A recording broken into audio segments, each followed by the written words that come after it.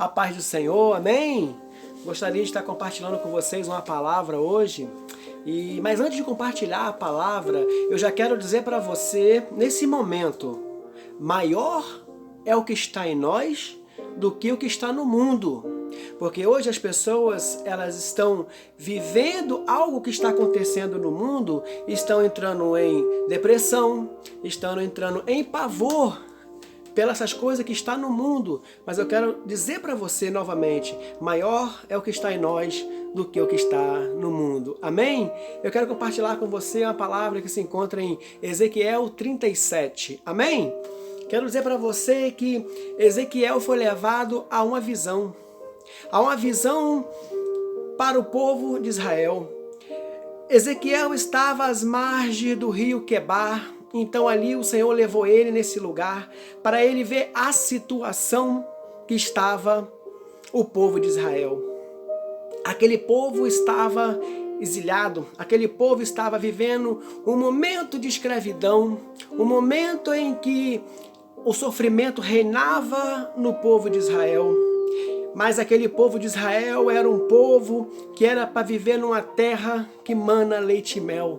Mas por falta de desobediência, por falta de obedecer a Deus,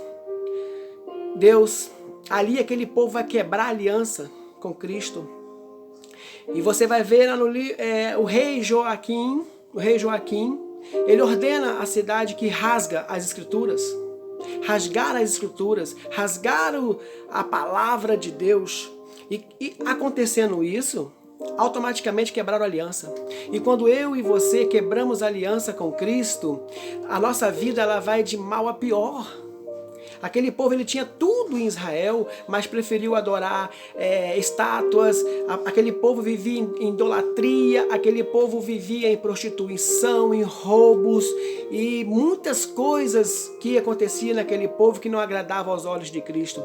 Então o Senhor leva Ezequiel a uma visão. E qual era aquela visão? Uma visão de um vale de ossos secos. E ainda vai dizer que estava sequíssimos. Aqueles ossos representavam toda a casa de Israel. A palavra sequíssima vai dizer a obediência daquele povo estava seca.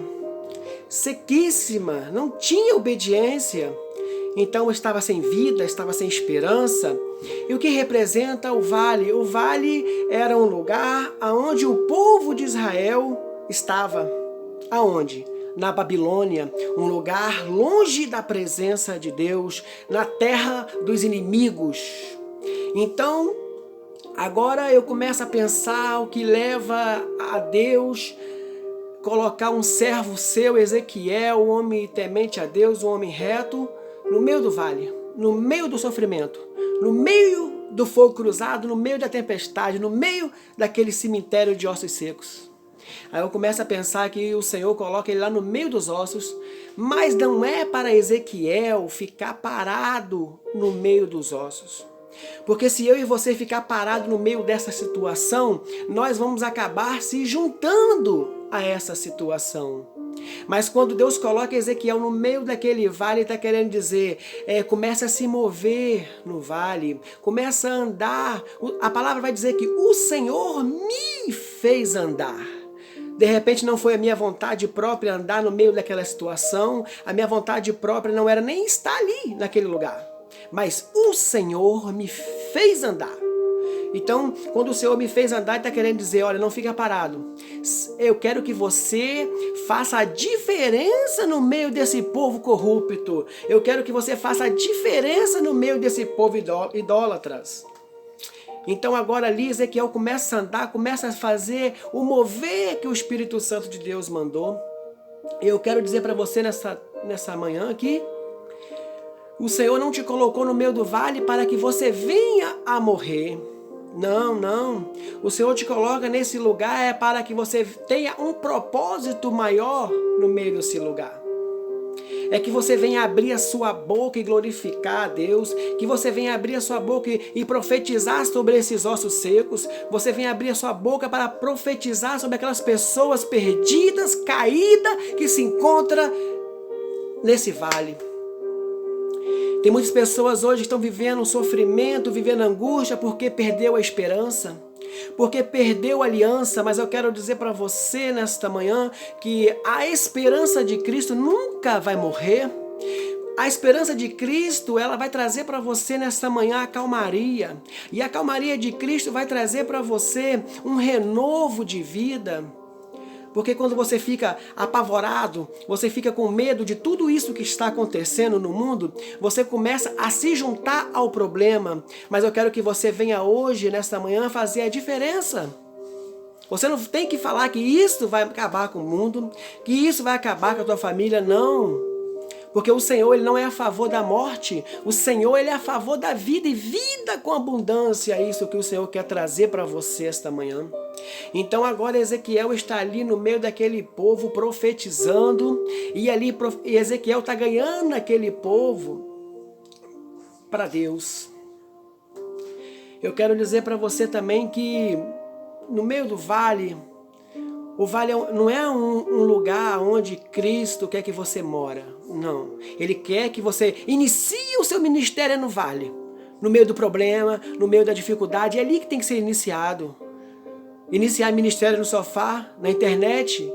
Isso não é ministério. Não estou dizendo que você falar de Deus pela internet ou pelo Facebook é uma coisa errada, não. Tudo que é um meio viável para falar de Deus, beleza, é legal.